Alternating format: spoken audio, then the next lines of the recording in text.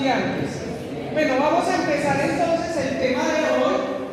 Esta es después de los ácidos nucleicos, sobre todo el DNA, de las moléculas que más me fascinan. La molécula que vamos a ver hoy. ¿Cuál es la importancia que usted como médico vea esta molécula? Porque resulta que nosotros tenemos la fábrica, nosotros producimos, sintetizamos esta molécula que se llama el grupo hemo. Y resulta que ese hemo hace parte como grupo prostético. Buenos días para todos, queridos y adorados estudiantes, de muchas moléculas. Entonces, entender cómo se produce y qué sucede le va a permitir a usted hacer muchos de los manejos con sus pacientes. Entonces, esa molécula es la síntesis del hemo. Entonces, hoy vamos a conocer este anillo blanco que se llama anillo tetrapirrólico y vamos a entender químicamente por qué se llama así. Tetrapirrólico, pero ya vamos a mirar. Muy bien. Entonces, recuerden que veníamos de afuera hacia adentro.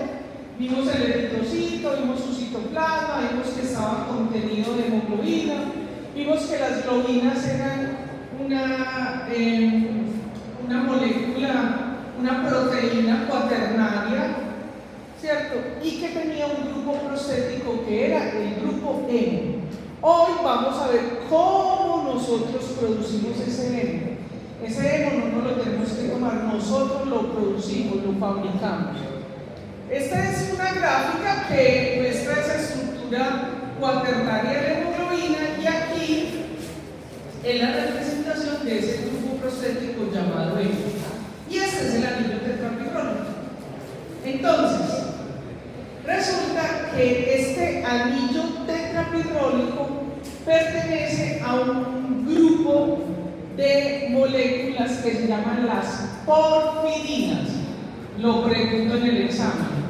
Porfirinas. Las porfirinas le dan el color a la naturaleza. Usted ve los glóbulos rojos, las hojas verdes por las porfirinas. Esas porfirinas existen de muchas clases y en todos los microorganismos, ¿cierto? Pero vamos a hablar, aquí nos tiene concentrado el grupo hemo, ¿cierto? Se pone de ejemplo el de los glóbulos rojos y la planta. Pero esos son los que verdaderamente le dan el color. ¿Y por qué le dan el color? Porque ese anillo tetrapirrólico tiene la capacidad de absorber una longitud de onda, ¿cierto? Bien. Pero, además de eso del color, que es importante, el grupo de hemo tiene una propiedad, las porfirinas tienen una propiedad, es que ellas en su conformación química, o sea, el anillo tetrapirrólico, ya lo vamos a aprender, tienen en el centro un metal. En el grupo hemo es el hierro, pero hay muchas porfirinas, por ejemplo, otra que vamos a conocer en este curso, es por ejemplo un anillo tetrapirrólico que es de corrina, porque tiene cobalto, es decir, en ese lugar donde se une un metal puede ser cobalto, níquel, magnesio, manganeso, hierro, etc. Entonces, resulta que ese anillo tetrapirrólico, que son 4 pirroles, ya vamos a ver el detalle químico. De acuerdo a cómo cada una de esas unidades de ese pirrol, que tiene los radicales, ¿cierto? Y cómo está la configuración, entonces van a dar los diferentes tipos de porfirinas. Entonces tenemos las mesoporfirinas, en nosotros por ejemplo uroporfirinas, coproporfirinas, etc. Ahora, la que nos tiene aquí, se la pregunto en el examen, apunte que le pregunto en el examen. La porfirina, ¿cierto? que conforma el grupo hemo o el hemo es, ojo pues que esto es pregunta del examen, la protoporfirina 9 más hierro. La protoporfirina sola sin el hierro no es el hemo, es un anillo tetrapirrólico que se llama protoporfirina, ¿cierto? Pero la protoporfirina más hierro es el grupo hemo, eso lo pregunto en el examen. Esa protoporfirina 9 se llama 9, ¿cierto? Ya vamos a entender en el detalle químico por qué llega a llamarse así, pero básicamente es porque tiene unos residuos en cada uno de los anillos pirrólicos que hace una secuencia, ¿cierto? Que es metil, vinil, metil, vinil, vinilpropionil, y eso la hace que se llame porfirina. Además, pues como ellos están finalmente, después de las actividades enzimáticas que lo sintetizan, entonces quedan en una disposición conjugada. Conjugada quiere decir que los enlaces están doble sencillo, y eso tiene muchas funciones a nivel biológico, como vamos a ver. Entonces, esa protoporfirina 9 o hemo la conocemos abundantemente y la reconocemos por la hemoglobina, pero también hace parte de muchas otras moléculas. ¿Listo? ¿Como cuáles? Como la hemoglobina, como la mioglobina, los citocromos, catalasas, peroxidasa, etc. Bueno, señoras y señores, tengo el gusto de presentarles acá el anillo tetrapirrólico. Esta gráfica es del libro de Levi, se las voy a explicar. Yo no les voy a preguntar en el examen la estructura. ¿Listo? No lo voy a preguntar.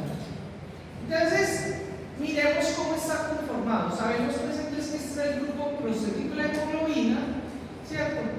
Voy a estar adelante y atrás, ¿cierto? Para que lo entiendan. Entonces, esa protoporfirina 9, ¿cierto? Más el hierro es el que da el hemo. Y dijimos ahorita, tiene una configuración conjugada. ¿Qué es conjugada? Que tiene un enlace doble sencillo, doble sencillo, doble sencillo, doble sencillo. ¿Cierto? Fíjense que miren que esto parece como un conjunto residencial, donde hay como 4 casitas. Cada una de esas casitas es el anillo pirrólico, eso es de funciones de química. Anillo pirrólico. O sea que como son 4 pirroles, se llama un anillo tetrapirrólico. Miremoslo acá, A, B, C. Eso es pues un detalle químico que no nos interesa. Pero necesito que entiendan, porque cuando vamos adelantando, vamos a ir entendiendo la importancia de saber esa estructura, y sobre todo porque la clase que sigue es todo el conjunto de enfermedades que representa esta molécula que se llaman las porfirias, y que tenemos mucha porfiria en Colombia y a ustedes les va a tocar. Entonces, entender esto les va a permitir el manejo de todos sus pacientes. Bien, entonces cada uno de estos anillos, mire que tiene unos radicales, y esos radicales son el que le da el nombre químico. Entonces, mire que yo le decía ahora, por ejemplo, la protoporfirina 9 se llama protoporfirina 9 más hierro, pero además porque sus radicales es metil, vinil, metilpropionil, propionil, metil, ¿cierto? Muy bien. Y aquí está el hierro, y ese hierro tiene la capacidad, como vimos en la clase pasada, de pegar pues muchos compuestos y otros metales. Entonces, una porfirina es un anillo tetrapirrólico. Entonces, como son 4 anillos pirrólicos, pero mire que por ejemplo este que tiene metilvinil, ¿cierto? O este que es metilvinil y este metilpropionil, ¿cierto? No son iguales, por eso se le dice que es un anillo heterocíclico, ¿cierto? Porque cada uno de los anillos pirrólicos no es exactamente igual. Bien. Entonces nosotros vamos a ver cómo en el organismo se produce se sintetiza ese grupo hemo. Esa gráfica que ven ahí están los artículos. artículos, quien le interese le puedo enviar los artículos. Esa gráfica, aquí le voy a explicar qué significa la gráfica. Esta le va a servir mucho para estudiar porque aquí pregunto muchas cosas, ¿cierto? Entonces, primero le voy a decir qué significa. Esto es la célula, ¿cierto? En amarillo está el citoplasma y aquí esto representa la mitocondria. Y tenemos la matriz mitocondrial y estas son las crestas de la mitocondria. Hasta ahí vamos bien, ¿cierto? Muy bien. Resulta que la síntesis del hemo tenemos unas reacciones que se van a dar dentro de la mitocondria y otras que se van a dar en el citoplasma. Hasta ahí, bien, ¿cierto? Queridos, quiero contarles y adelantarles lo que vamos a ver en la próxima clase, y es que aquí tenemos entonces 8 enzimas, como ustedes las ven aquí con un circulito y están de azul, y esas enzimas pueden estar deficientes porque son o pertenecen a las enfermedades huérfanas y a los errores innatos del metabolismo. O sea que son enfermedades que se heredan de padres a hijos y está afectando algo del metabolismo. Entonces, cuando hay deficiencia de estas enzimas, produce un grupo de enfermedades que se llaman las porfirias, que lo vamos a ver en la siguiente clase. Ahora, las porfirias pueden ser exógenas y endógenas. Las endógenas son las de etiología genética, de origen genético, y las exógenas pueden ser, por ejemplo, por intoxicaciones. Entonces, los que vayan aquí a estudiar, por ejemplo, toxicología, urgentología,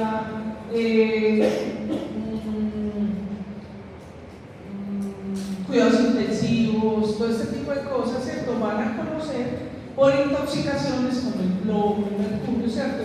Que van a inhibir ciertas, o como lo vimos en la glucosa 6-fosfatidilenogenasa, inhibe la actividad, ¿cierto?, de la enzima, y entonces se produce una porfiria por intoxicación por mercurio, que es la que se o por plomo, la porfiria. Bien, pero eso lo vemos en la próxima clase. Entonces, nosotros lo que vamos a hacer es que vamos a hacer un zoom en cada una de estas reacciones y yo le voy a decir las cosas que ustedes tienen que ir aprendiendo, las 5 palabras que hoy se tienen que aprender, que se las pregunto en el examen. ¿Listo? Vamos entonces a iniciar. Entonces, lo primero que va a ocurrir, que es aquí en el citoplasma, creo que ya quité, antes tenía como después de cada reacción esta figurita, pero entonces parece que les queda mucho ruido, entonces para que la estén mirando ahí en su copio. En la presentación está ya en Teleeducación, para que bueno, igual me pueden decir que si la devuelvo para que entendamos. Entonces vamos a empezar aquí dentro de la matriz mitocondrial. Entonces lo primero que vamos a hacer es producir un compuesto. Acuérdense que siempre en estas clases tenemos unos protagonistas, que son las reacciones enzimáticas. Entonces son los sustratos, las coenzimas o cofactores, las enzimas y los productos. Entonces, los sustratos de la primera reacción son el succinilcoenzima A y la glicina. Ambos compuestos los han escuchado. El succinilcoenzima A lo escucharon en el ciclo de Krebs, y la glicina, que es un aminoácido muy abundante. Entonces, esos son la materia prima de las porfirinas. Se me quedó la vida. De las porfirinas. ¿La tienda que está bien? No. Bueno. Entonces, ese succinil, esos son los precursores. Primera pregunta que se la voy a preguntar en el examen. La ALAS1. ALAS, se la voy a preguntar en el examen. Apúntenlo que no voy a preguntar. El ácido, no tiene que aprenderse todo el nombre, solo aprender ALAS1.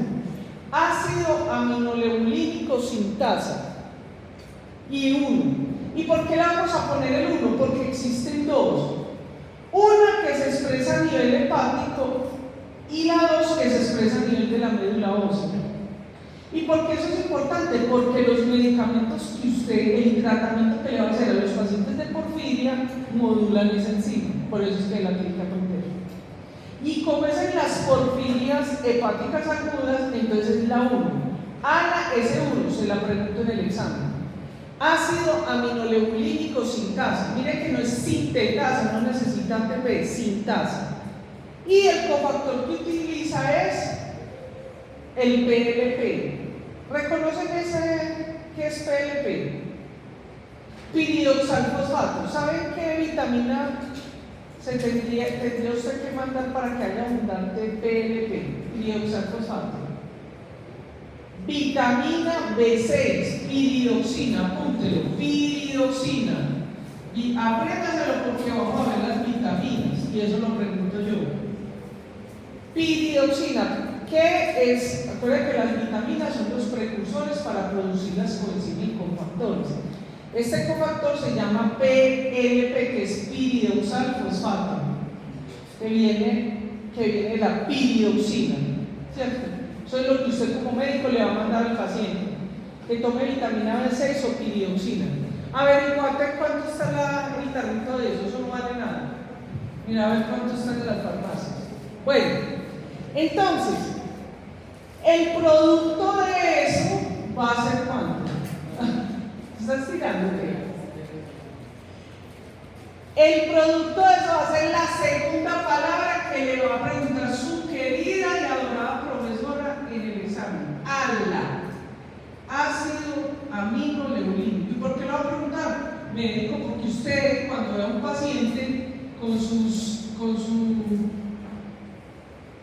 manifestaciones clínicas, usted va a sospechar, usted le va a mandar a medir el ALA y el PBG, o sea, el ácido aminoleulínico. Literalmente es 5-delta aminoleulínico, pero dejémoslo simplemente ALA. Entonces, repasemos. Sustratos, succinil, coenzima A y glicina. El cofactor, piridoxalfosfato. La enzima, ALA, dejémoslo ALA. Y el producto, ALA S. Y el producto, el ALA. El ALA usted lo va a medir, lo mide en orina, lo mide en sangre. El ALA es un producto incoloro, no como dicen por ahí que no tiene color. Pero ese ALA es supremamente neurotóxico, ahí va a ir entendiendo lo de la próxima clase. Tiene tropismo por el sistema nervioso y lo destroza. Bien, ¿qué es? Nosotros estábamos aquí dentro de este librito, si lo hice yo, no sé dibujar, pero ahí cuando no veo la memoria. Entonces, es la mitocondria. Entonces la ALA sale. Y resulta que dos alas, por acción de una enzima que se llama la ácido aminoleulínico deshidratasa, ALA D, dos alas son el substrato, la ala deshidratasa, y el producto es el porfobirinógeno o monotirol de porfobirinógeno. Tercera palabra que ustedes aprenden de esta clase, que se la pregunto, y se lo aprende como PBG. ¿Listo? PBG, porfobirinógeno. ¿Por qué? Porque sus pacientes, cuando están en la crisis aguda, van a eliminar por orina ALA y PBG, y usted como médico los tiene que medir y solicita el ALA y PBG, el ácido aminoleulínico y el porfobirinógeno. Muy bien, vea, este es el PBG. Entonces repasemos cuántas palabras nos hemos aprendido hoy para el examen.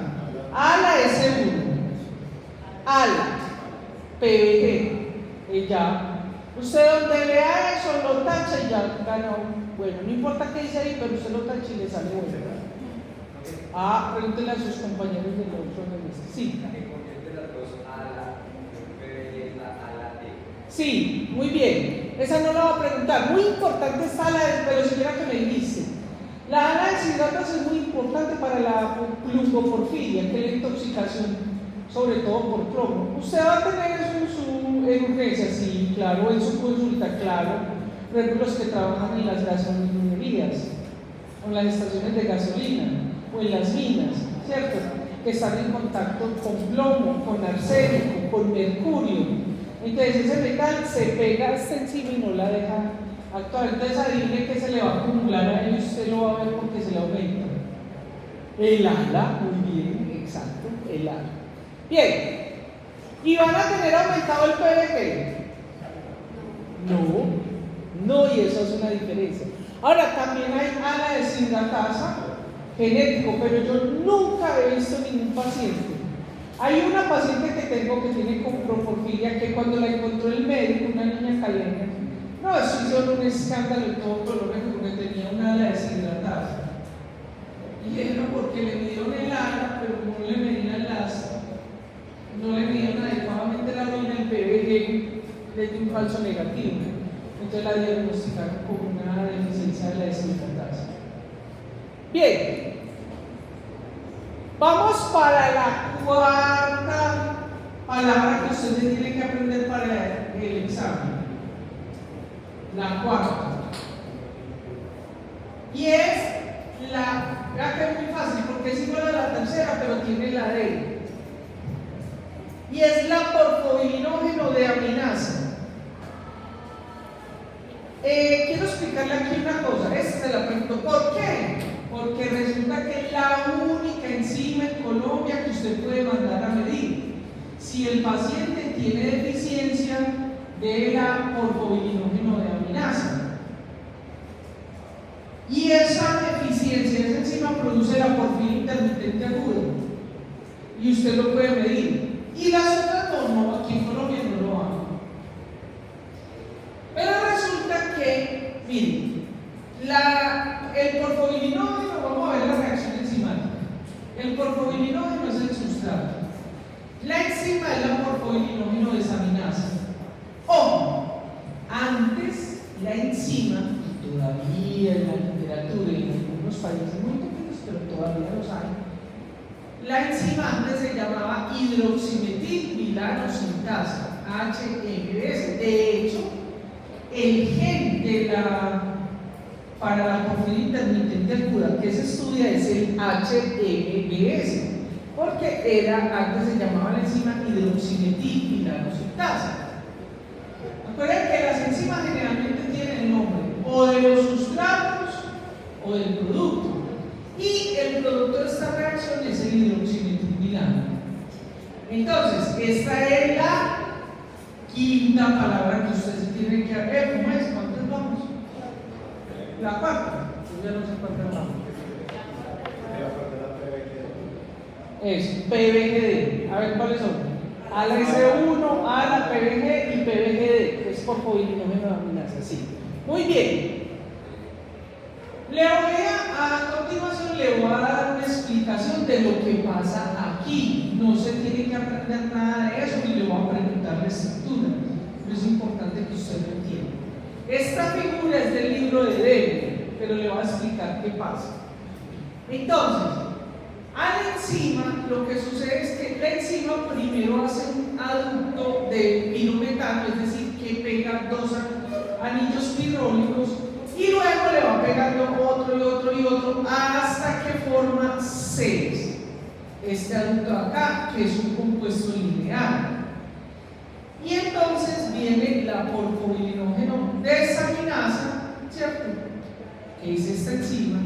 Y ya cuando está listo esto, se parten estos cuatro y queda este compuesto lineal que se llama el hidroximetilvilano. ¿Cierto?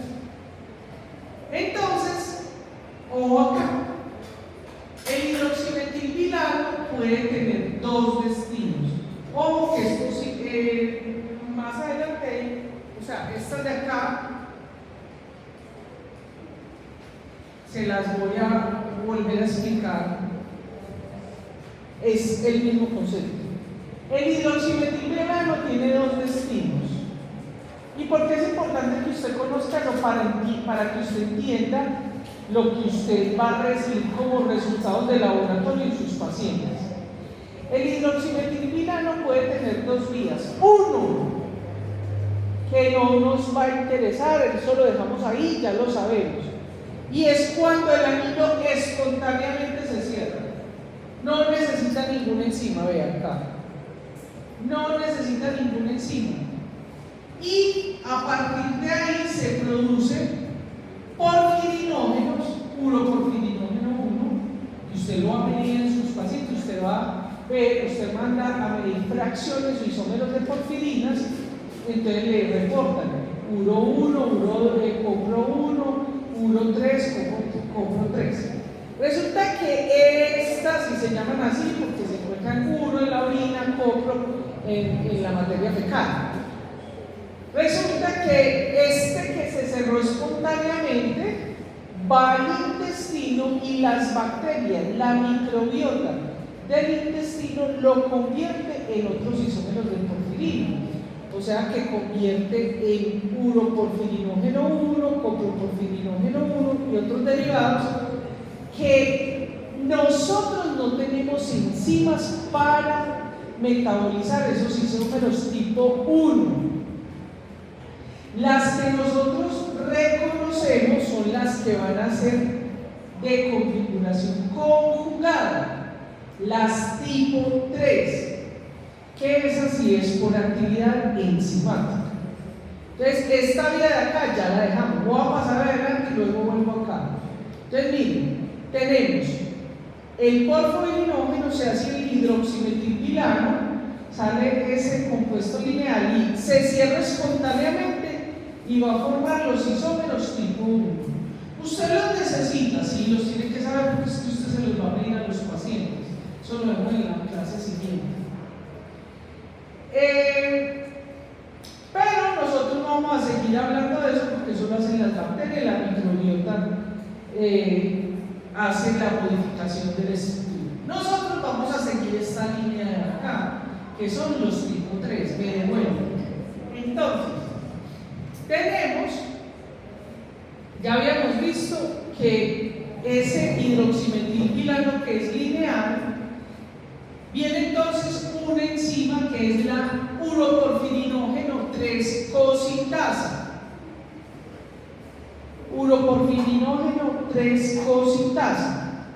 Entonces, muy importante porque eso, pues afortunadamente no es muy abundante, pero aquí ya vamos a ir viendo, ustedes lo ven acá, no voy a entrar en detalle porque eso lo vemos en la próxima clase en las porfirias, pero entonces aquí se produce la porfiria eritropoyética congénita o porfiria de Günther o la porfiria de Drácula, que llaman así popularmente.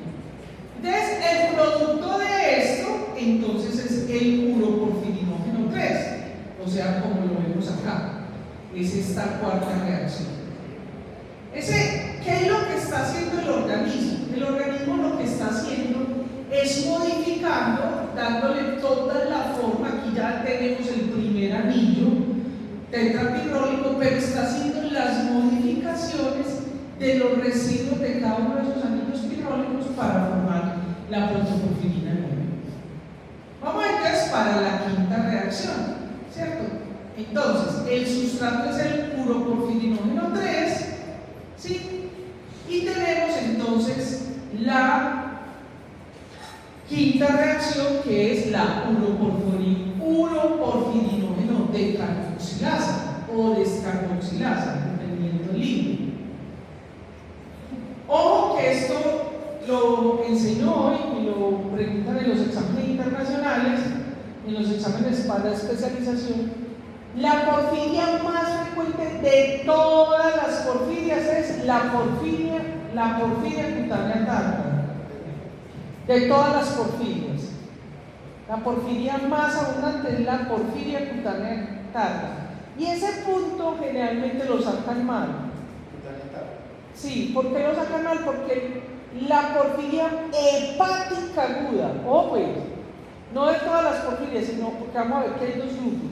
Que la porfiria más abundante de las porfirias hepáticas agudas es la porfiria intermitente aguda, ¿cierto? Entonces, cuando les preguntan en el examen ¿cuál es la porfiria más abundante?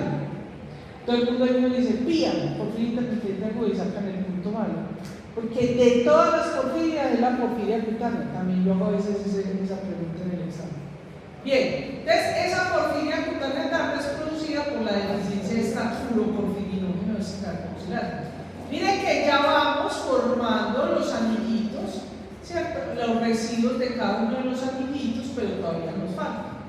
Vamos para la siguiente reacción. Bueno, y el producto entonces es el coproporfirinógeno 3. Mire, fíjese usted que todavía la molécula no tiene nombre de protoporfirina, o sea, es un porfirinógeno, pero todavía no es una porfirina porque no tiene todas las características químicas. Todavía tenemos, es un porfirinógeno, en este caso es coproporfirinógeno, y se llama coproporfirinógeno porque es el que le da el color al popó café, es el coproporfirinógeno. Bueno, vamos para la siguiente reacción. La siguiente reacción, el sustrato es el coproporfirinógeno 3. Entonces viene una enzima que se llama la coproporfirinógeno oxidasa. Esta enzima utiliza PLP, aquí no está, pero utiliza piridoxalfosfato también. Y el producto es el protoporfirinógeno 9. Ojo, lean muy bien el examen. De no tachar protoporfirina 9 más hierro cuando les pregunto, el hemo es, y entonces yo le pongo entre las soluciones, le pongo protoporfirinógeno más hierro y protoporfirina más hierro. El protoporfirinógeno no es, porque es un porfirinógeno, no es una porfirina. Sí, ¿me entienden? Ojo pues que le estoy dando los resultados del Excel, le estoy dando cómo contesta. O sea, yo le pongo varias opciones, yo le digo a usted, el grupo hemo es, entonces le pongo protoporfirinógeno más hierro, y todo el mundo tacha eso porque no lee bien, está malo. Porque ¿qué es? Protoporfirina 9 más hierro, exacto. Pero fíjense que aquí ya la tenemos casi lista. Nos falta volverlo porfirina y nos falta ponerle el hemo, ya que ya vamos a terminar. Entonces, el sustrato es el coproporfirinógeno 3. Entonces, por ejemplo, por allá hay, ¿cuál fue el estudiante que me dijo? Yo creo que usted, que le choca mucho la química, ¿cierto? No sé. ¿Qué? ¿Usted? Sí. ¿Y ya le gusta? ¿O nada? Nada. No, tiene que gustar un poquito. Sí, porque eso usted como va a ver en sus pacientes. Y lo que le da ese color rojo a la orina, que ustedes dicen, uy, este paciente tiene porfiria, son estos isómeros de porfirina. Qué chévere, ¿no? Bien. Sí, claro, todos los isómeros, el coproporfirinógeno 1, el uroporfirinógeno 1, el coproporfirinógeno 3, el uroporfirinógeno 3 y otros derivados. Eso lo vemos en la siguiente clase. Le traigo fotos de la vida real. De todas las enfermedades huérfanas que yo veo, el grupo que más tengo es pacientes de porfiria, que son casi 300 de aquí en Colombia, con porfiria, hepática aguda. Bueno, y eso es paisa. Y aquí en Antioquia hay mucha coproporfirinógeno oxidasa.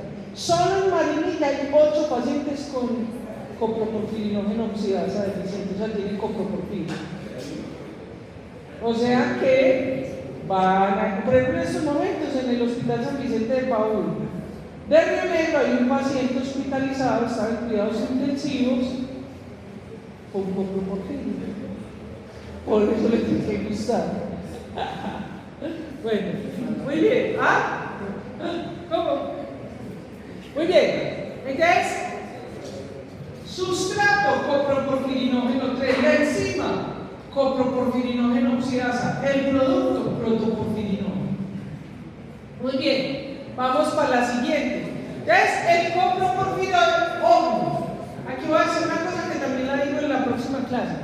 Por eso es que en algunos textos algunas de las porfirias aparecen como enfermedades mitocondriales, porque hay unas reacciones que se dan dentro de la mitocondria y otras en el citoplasma. Resulta que el coproporfirinógeno 3 entra nuevamente en la mitocondria y allí se convierte en protoporfirinógeno 9. ¿Listo? Estamos otra vez en la mitocondria.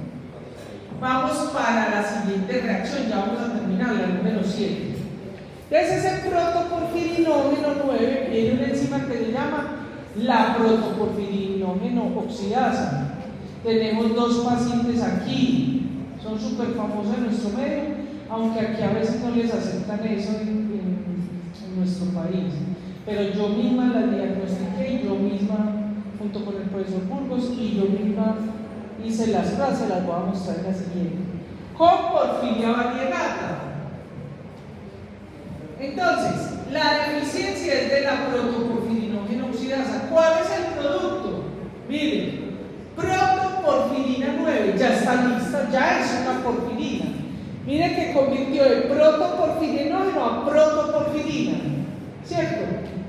Protoporfirina 9. Ya está lista. ¿Qué le falta? El hierro. Entonces es muy fácil, porque viene una enzima que es una ferroquelatasa y esa protoporfirina 9 le pone el hierro. Y ese es el grupo hemo. Se lo pregunto en el examen. ¿Qué es el grupo hemo? Protoporfirina 9 más hierro.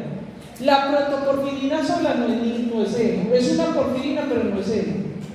Lo pregunto en el examen. ¿Listo? Muy bien. Y produce esta que ahorita ha tenido en las últimas publicaciones de porfiria, ha sido sobre esta. Produce, y que seguro aquí en Colombia hay mucho, pero no lo hemos diagnosticado.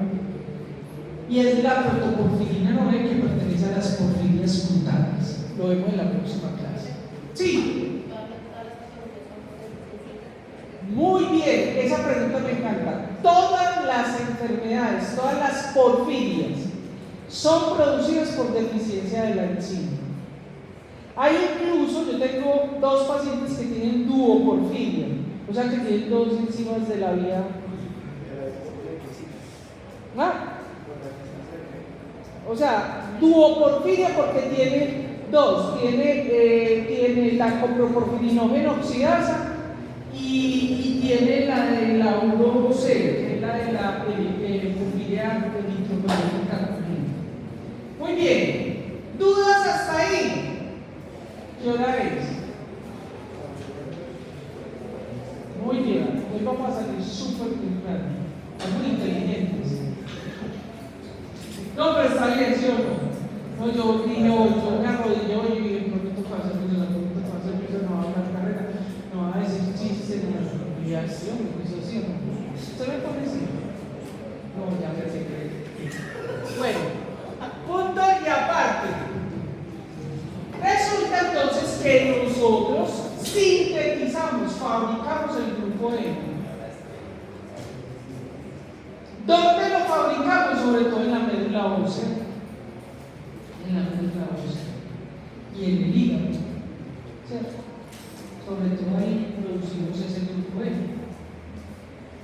Entonces, pues obviamente en todas partes, porque necesitamos el hemo, pero sobre todo en el hígado y en la médula ósea. Y durante esta clase, esta parte que viene, que ya es el catabolismo, o sea, la degradación, es muy fundamental en el tema de hematología, porque producto del catabolismo de ese grupo hemo se utilizan muchos biomarcadores que les van a ayudar a ustedes, ¿cierto? O sea, en muchas patologías, pero sobre todo aquí que estamos en hematología. Resulta que usted tiene la fábrica y sintetiza. Pero ¿qué vimos? ¿Qué le pasa a los 120 días al glóbulo rojo? Se lisa, se muere, ¿cierto? Hay una hemólisis, se explota, así como el dibujito que les mostré en la clase pasada. Como resultado de eso, entonces se libera ese grupo hemo. Resulta que ese grupo hemo como tal, si se quedara por ahí libre, podría llegar a ser supremamente tóxico. Se puede convertir en un radical libre. Entonces nosotros tenemos un mecanismo para catabolizar o degradar ese grupo hemo. ¿Listo? Bien, les presento esta figura del libro de Marx, de la bioquímica de Marx. Entonces, primero les explico qué es y después vamos viendo, vamos desglosando cada una de las partes. Lo que vemos aquí arriba entonces es un glóbulo rojo, ya es un viejito, ¿cierto? Sabemos que ese glóbulo rojo, esa célula sanguínea roja, está llena de hemoglobina. Esa hemoglobina entonces es una estructura proteica de aminoácidos, ¿cierto? Y entonces cuando se lisa o cuando hay una hemólisis, se revienta se lisa, como se dice celularmente, se dice se lisa ese glóbulo rojo y entonces se libera esa hemoglobina. Sí. Entonces, como en la naturaleza nada se desperdicia, entonces los aminoácidos, o sea, las globinas, se reciclan y esos aminoácidos se vuelven a usar. ¿Dónde pasa eso? En el retículo endoplasmático liso, ¿cierto? En el retículo endoplasmático liso. Las globinas, la parte proteica. Eso lo dejamos por allá. Nosotros vamos a seguir por acá, que es lo importante. Entonces, ese grupo hemo que se libera, que no solamente, o sea, la mayoría viene de la hemoglobina, porque la hemoglobina es muy abundante, pero también viene de muchas otras proteínas, como ahorita no sé si es en esta o en la siguiente clase, que les muestro toda la cantidad de ejemplos que hay de donde viene la hemoglobina. Por ejemplo, los citocromos para funcionar necesitan la hemoglobina. Y eso lo tienen que aprender porque para sus pacientes usted necesita saber ese concepto. Bien, entonces se libera el hemo. Ese hemo luego se va a convertir en biliverdina, en bilirrubina de diglucuronato y finalmente se pasan dos cosas. O se va a la vesícula biliar y se reciclan algunas estructuras, o se va hacia el intestino y las bacterias de la microbiota del intestino lo convierte entonces en estercobilina, ¿cierto? Y lo eliminamos con la materia fecal. ¿Cuál es el mecanismo de excreción? ¿Sería por eso? Sí, muy bien. El principal no, solamente se excreta por orina y por ejemplo no por ni la saliva ni el sudor. Las porfirinas se excretan por la orina y la materia fecal. Hay unas que solo salen por la orina. Y hay otras que, por ejemplo, hay algunas porfirinas que están muy poquiticas, pero logran salir de la orina, muy poquiticas. Eso lo vamos a ver en una gráfica porque va a depender del tipo de porfiria que usted tenga. Sí. Entonces, por ejemplo, si hay una persona que tiene, pues que se destruyó la flora intestinal y esas bacterias no ayudan a convertir ese urobilinógeno en trabajo donde le se formula, entonces estamos hablando. Esa pregunta está muy buena. De hecho, esos anillos tetrapirrólicos afectan la flora bacteriana. ¿Qué es lo que pasa? Entonces, los pacientes con porfiria tienen disbiosis. Disbiosis es que afectan las poblaciones bacterianas. Entonces, no, eso lo eliminan por la materia fecal, pero afectan esas poblaciones. Si es problemático. Bien. Vamos adelante. Entonces, este dibujito que es de un librito chiquito que hay, es feito, es muy feito el dibujito. Allá en la casa usted lo ve mejor, ahí se ve con los colores muy malos, ¿cierto? Entonces, nosotros estamos viendo aquí la degradación. Igualmente se los voy a explicar y después vamos viendo paso a paso. Entonces, fíjense que salió el grupo hemo. Vamos a tener unas reacciones enzimáticas, ¿cierto? Esas reacciones enzimáticas son tres, 1, 2, 3. Una las vamos a hacer a nivel sanguíneo. ¿Por qué? Porque ese grupo hemo no puede andar ahí. Y lo que se va a producir inicialmente, esa biliverdina y bilirrubina, no es soluble en agua, ¿cierto? Ya vamos a ver ese detalle. Bueno, y entonces esa bilirrubina para poder andar en la sangre, bueno, nosotros estamos en el vaso, ¿se acuerdan que el cementerio de los glóbulos rojos es el vaso? Entonces, aquí este significa el vaso.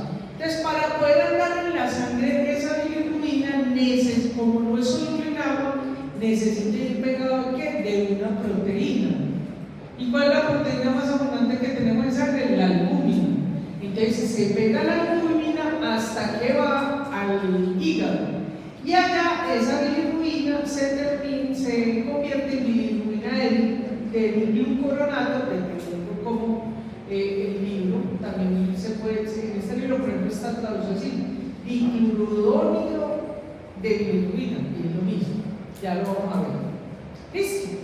Entonces aquí tenemos ese anillo que era tetrapirrólico, es un disco plano, ¿cierto? La enzima lo rompe y se convierte en un compuesto lineal. Mire que es casi igual al que vimos del hidroximetililano, pero este es bilirrubina por la configuración como está. Bueno, después entonces ese se va a la vesícula biliar, donde reciclamos, o si no, lo eliminamos por el popis. ¿Listo? Aquí están pues las enzimas. Vean, hay una cosa muy importante, desafortunadamente no lo vamos a ver aquí. Hay un grupo de enfermedades huérfanas, de errores innatos del metabolismo, que se llaman las hiperbilirruinemias. Aquí casi no se habla en Colombia de eso, pero ojo, las personas de aquí que son de la costa, que van a ir a hacer su ejercicio profesional en la costa, pónganme atención porque hay muchos pacientes. Yo estuve haciendo un trabajo en Coveñas, Tolú, en esos municipios hay muchos pacientes con hiperbilirruinemias. Entonces, esas hiperbilirruinemias están relacionadas con estas enzimas, sobre todo la hidroxidasa y la bilirrubina reductasa, para que lo tengan en cuenta. Eso hace que se aumente considerablemente la bilirrubina, y la bilirrubina, como ya vimos, pues produce un daño cerebral, quedan con un retardo mental cerebral. Bueno, mírenlo acá, este es del libro de Herrera. Ya vimos que estamos en el vaso, ¿cierto? En el vaso sale el hemo se va a convertir en bilirrubina. La bilirrubina para andar en la sangre está unida al grupo hemo y luego al hígado. Hasta ahí vamos bien. Este es del libro de Herrera. Ojo, pues que se lo va a explicar, no se tiene que aprender la estructura, pero sí tiene usted que saber esto. Entonces, ¿qué sucede? Cuando aquí no me interesa que se aprendan las enzimas, no las vamos a aprender. Yo ya lo voy a decir que se aprendan. Entonces, ese anillo va a producir biliverdina. Ustedes todos conocemos la biliverdina porque hemos visto el popó de los pajaritos. Y que hay una parte que es como verdecita, lo que mancha los carros. Tiene ácido úrico y biliverdina, o el popó de las gallinas o de los reptiles, que tiene como una partecita verde, eso es biliverdina, pero se llama así, biliverdina. Entonces, esa biliverdina, ¿cierto? Luego tiene una reducción parcial, tenemos que la enzima de la bilirrubina reductasa, aquí no me importa, aquí lo hizo la hemoxidasa, aquí la biliverdina reductasa, o sea, recuerden que estas tres de acá. Y entonces convierte la biliverdina en bilirrubina. Si ustedes no se lo tienen que aprender, pero es para que ustedes vean la diferencia. Si usted mide estas dos moléculas, vean que es exactamente igual, solo hay una diferencia, que es los enlaces y este hidrógeno. Esa es la diferencia entre biliverdina y bilirrubina. Esta bilirrubina, por esa estructura que tiene, da un color, es un pigmento amarillo y tiene tropismo por los tejidos blandos. Por eso los niños con esta enfermedad o con enfermedades hepáticas, o como lo vimos con anemia hemolítica, no esferocítica, hereditaria, tienen ictericia, porque por la hemólisis producen mucha bilirrubina. ¿Y por qué es tan importante esa bilirrubina? Porque es un biomarcador muy importante que ustedes van a usar, no solamente para las enfermedades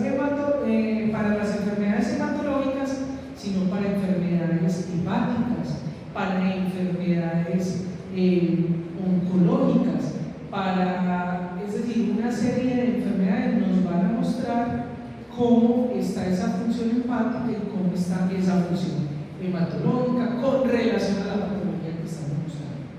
Entonces, esa bilirrubina, miren que aquí estamos en el eritrocito, este es el vaso, y luego vamos a la sangre. O pues lo que le voy a explicar acá, que les produce una gran confusión por cómo están traducidos los libros.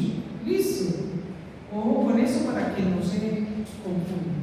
Resulta que la bilirrubina entonces se va a conjugar, se va a pegar, que es diferente a lo que vamos a ver ahorita, que es lo que llama la bilirrubina conjugada. Es diferente. Lo que nos está diciendo aquí es que la bilirrubina se conjuga con la albumina para estar en el suelo, en la sangre. Muy bien, entonces esa bilirrubina ya llega al hígado, y en el hígado, ¿qué sucede? Hay una enzima, no la tiene que aprender, pero yo la digo, que se llama glucuronicotransferasa, que lo que va a hacer es que le va a transferir un azúcar, o sea, el ácido glucurónico, vean acá, glucoronato es ácido glucurónico. ¿Listo? Pero él está allí como 2-UDP glucoronato. O sea, uridifosfato tiene 2, mire que es 1, 2, coge 2 de eso, uridifosfato de ácido glucurónico, o UDP, uridifosfato glucuronato, es lo mismo.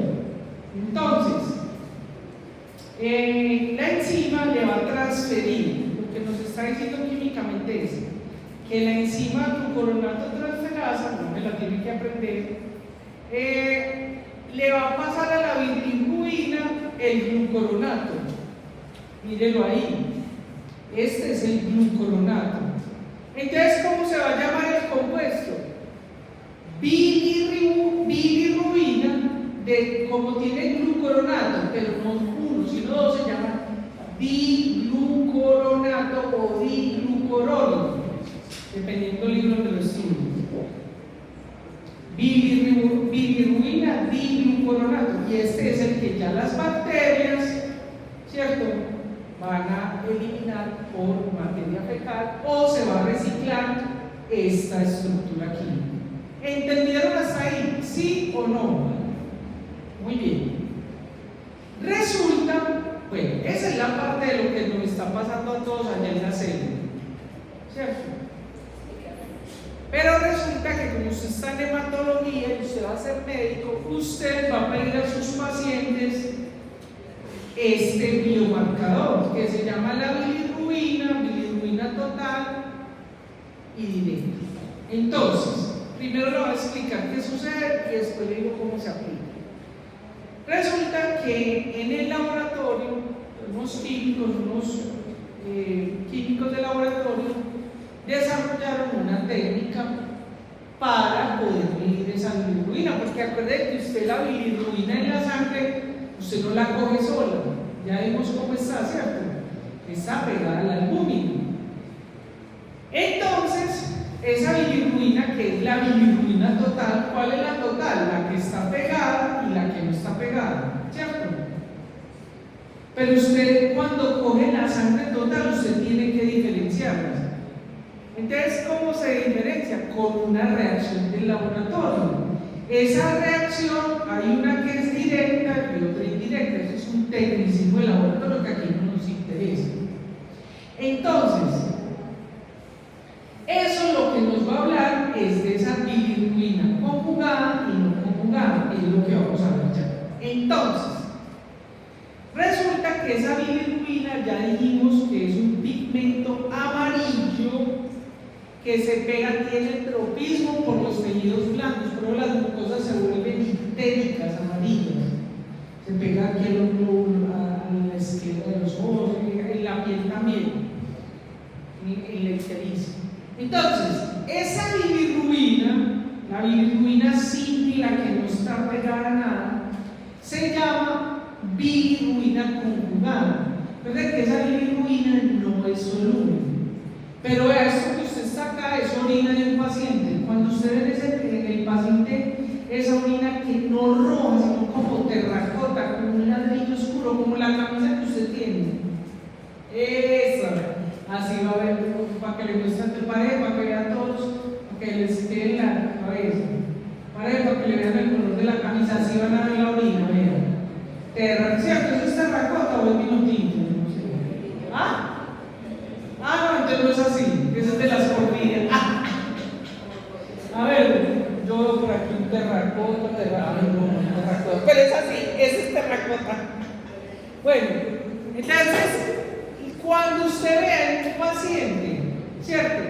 Que la orina que eliminó, o que el familiar le diga, es que mi orina está con un color raro, esto es eliminación de bilirrubina. ¿Se acuerdan que me preguntaron, ¿cómo detecto la hemoglobina en orina? Mire, esta es la tirilla, esto ya lo hicieron en el laboratorio, ¿no? Aquí, mire que aquí está bilirrubina, esto detecta hemoglobina, detecta bilirrubina, ¿cierto?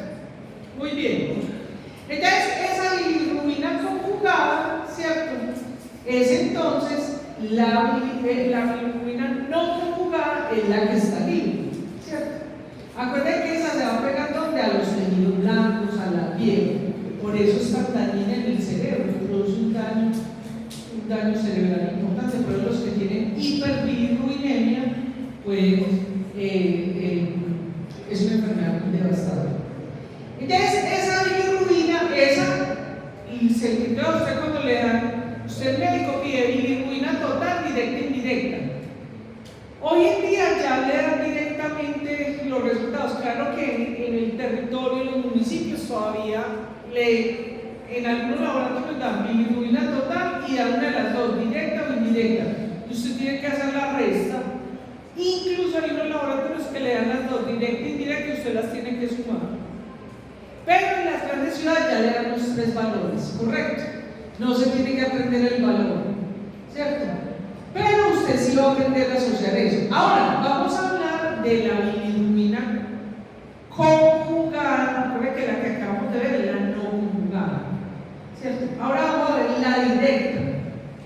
Resulta que, como les digo, se hace una reacción del laboratorio, y cuando se hace la reacción, que es la que se llama la directa, lo que nos va a detectar es la bilirrubina que está unida al ácido glucurónico. Esa es la que se llama la bilirrubina conjugada. ¿Se acuerdan que vimos acá? No conjugada y conjugada. La conjugada es la que está pegada al ácido glucurónico. ¿Listo? Y eso se hace por una reacción de laboratorio directo. Entonces, cuando usted está viendo la reacción, cuando usted ve el resultado de la directa, lo que le está diciendo es la cantidad de esa bilirrubina con ácido glucurónico. Bien, entonces resulta que esos datos de bilirrubina total, directa e indirecta, le van a permitir a usted para sospechar sobre alguna enfermedad. Estas enfermedades, pues muchas, pero por ejemplo, ¿cierto? En hematología, ahí lo más importante es sus pacientes, muchos van a tener anemia. Hay anemias que son hemolíticas y hay anemias que no, ¿cierto? Pero si usted tiene además un hepatomegalia y todo el cuadro que vimos anteriormente, más una bilirrubina total y directa elevada, entonces usted va sabiendo cómo es el curso de su enfermedad. Por eso es un muy buen biomarcador. Entonces, usted con una bilirrubina directa conjugada puede, además de las enfermedades hematológicas, en sus pacientes, cuando un paciente tiene cirrosis, hepatitis, que puede ser viral o bacteriana, o puede ser fisiológica, o por intoxicación, las obstrucciones biliares, algunas enfermedades huérfanas que son raritas. Cuando tenemos la no conjugada, ¿cierto? Esa bilirrubina no conjugada es la que se obtiene por una reacción indirecta.